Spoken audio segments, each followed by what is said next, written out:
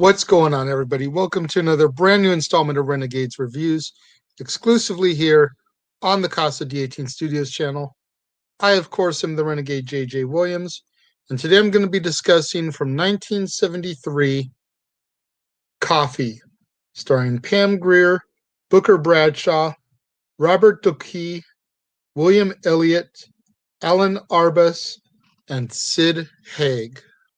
Thank you for joining me, everybody, once again here on a brand new episode of Renegades Reviews.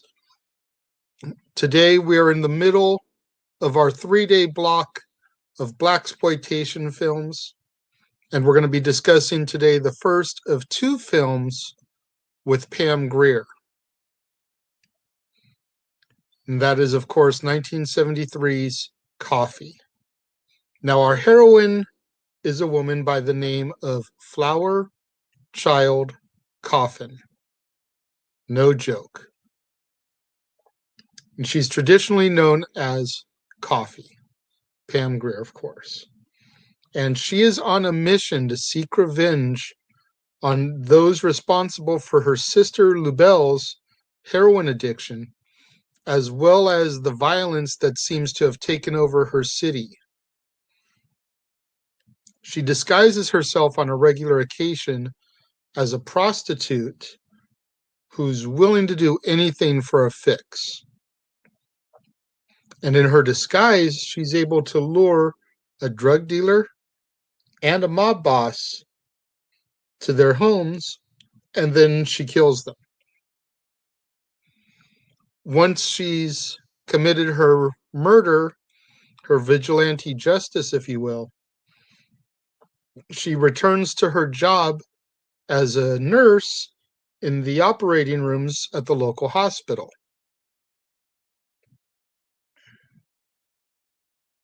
Now, one night when she's done with her shift, Coffy's friend Carter offers to drive her home.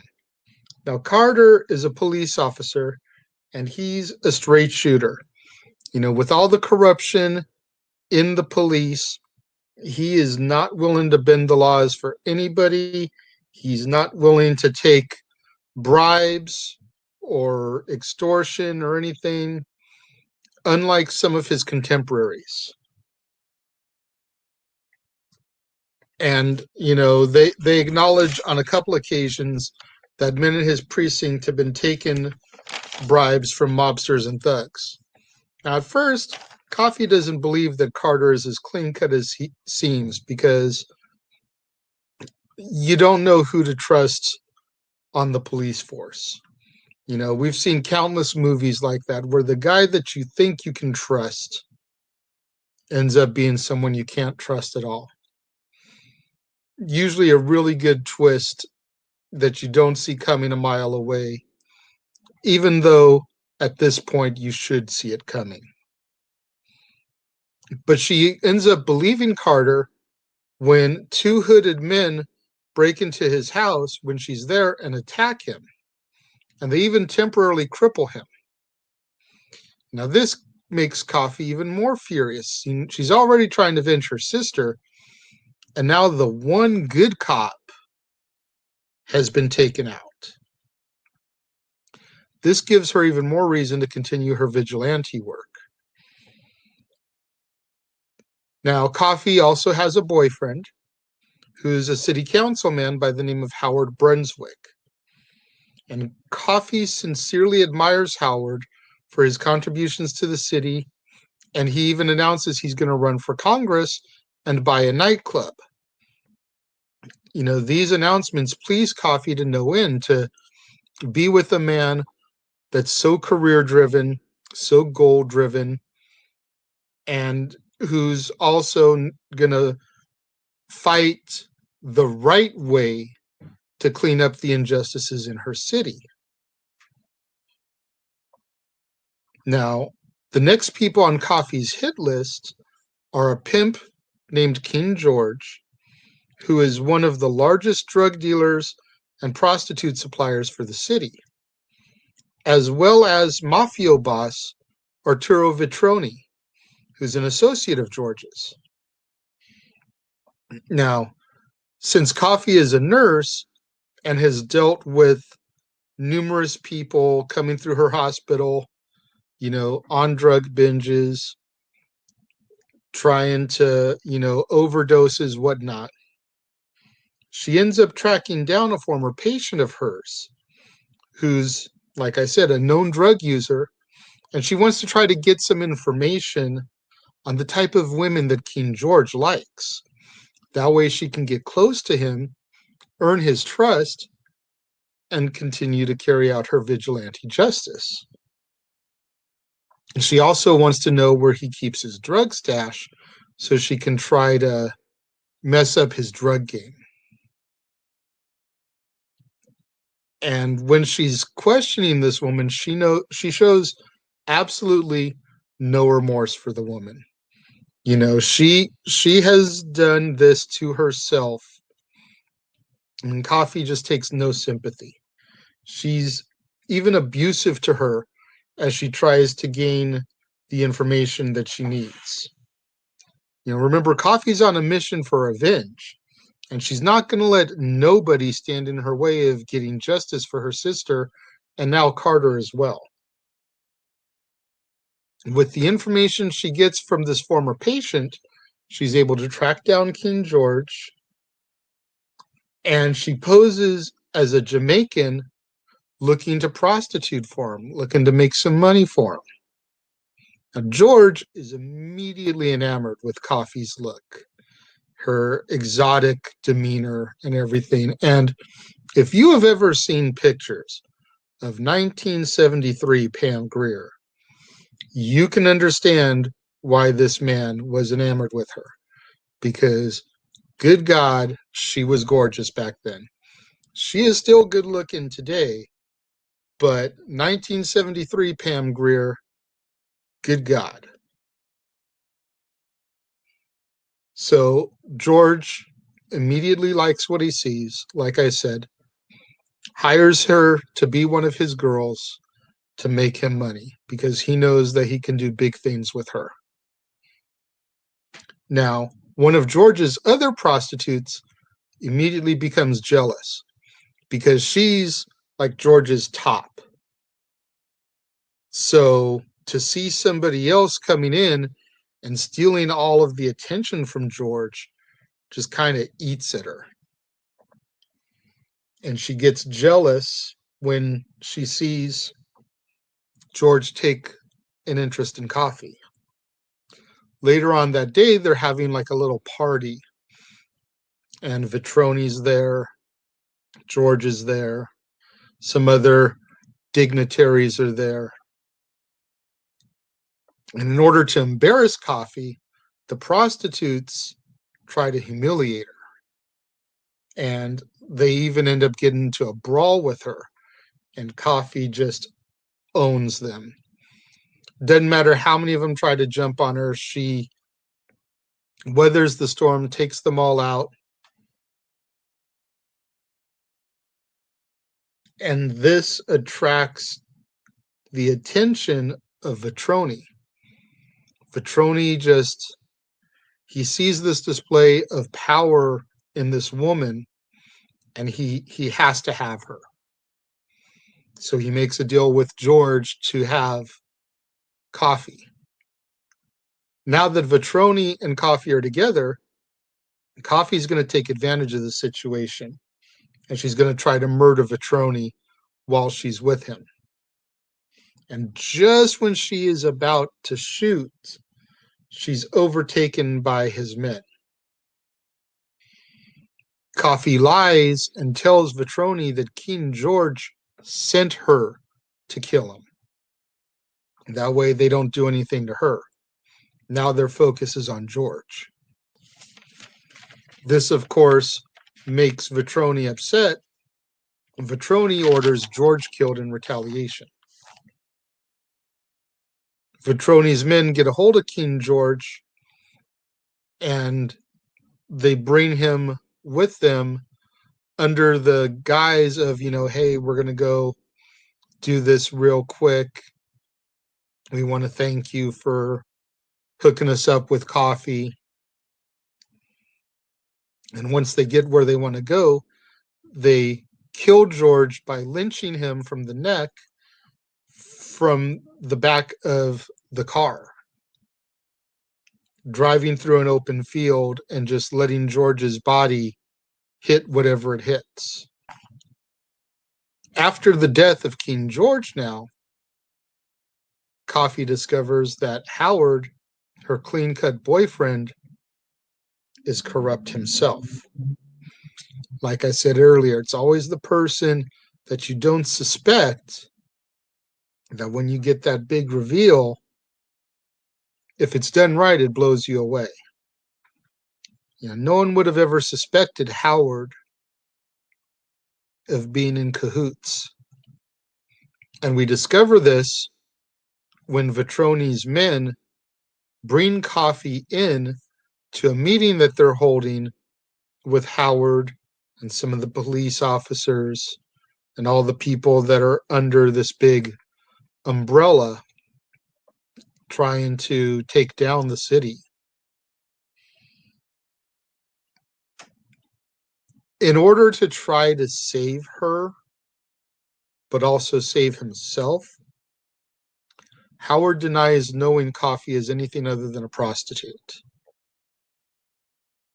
saying that she was nothing to him except, sex.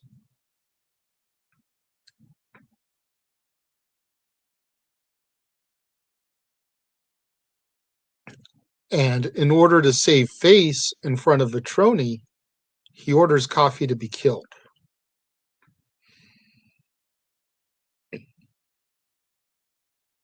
Now, Coffy, of course, uses her womanly ways, her sexuality, to seduce the men who are sent to kill her. They even tried to inject her with illegal drugs, but with the information she had received from the old patient, she had replaced King George's drug stash with a sugar solution. So she doesn't get high, she ends up faking a high, and she kills the hitmen with a metal wire that had been sharpened and hidden in her hair. Once she kills the men sent to kill her, she runs away and carjacks a vehicle in order to get out of there. She drives to Vetroni's house, kills him, and then goes to Howard's house in order to do the same thing.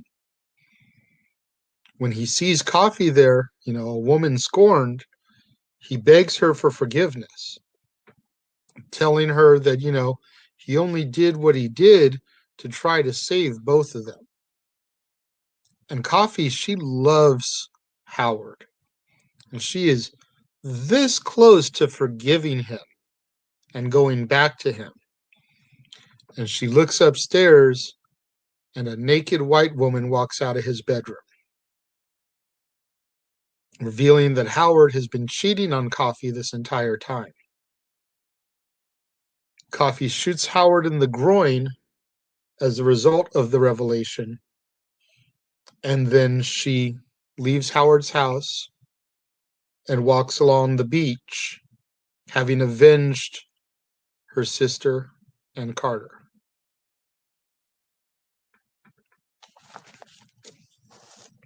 I really enjoy the film Coffy. I used to own this on VHS. That's how long this film has been a part of my collections. I did recently just get it on DVD after not having it for a while. But this film is such a great story, such a powerful leading woman role. I said yesterday when I talked about Shaft, I would not probably know who Pam Grier was if it wasn't for her roles in films like Coffy and Foxy Brown. Because the success she had in those films allowed her to have a more mainstream career in the 80s and 90s, doing films like Bill and Ted's Bogus Journey, doing films like Jackie Brown, doing things like The L Word in more recent years. All that stuff, all those parts of Pam Grier's career can basically be traced back to these two movies that I'm talking about, Coffy and tomorrow when we talk about Foxy Brown. I mean, she's a strong, positive, female, African-American lead character. Yes, she's killing people, but it's no different than Batman, vigilante justice. The cops aren't doing their job, so he does it for them. It's no different than the Boondock Saints, which I'm sure I will get to at some point during my reviews. You know, again, two men, two brothers who kill mobsters and drug dealers and pimps because the police won't touch these guys. So it's a strong, positive, African-American female lead character, a nurse, you know, so you've got to be intelligent to be in the medical field. Even if you're just a nurse, you've still got to go through years of schooling to be there.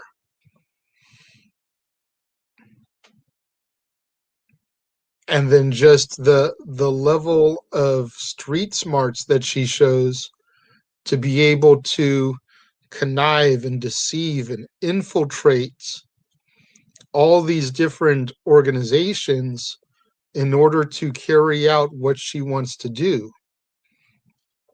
Such great storytelling, in my opinion.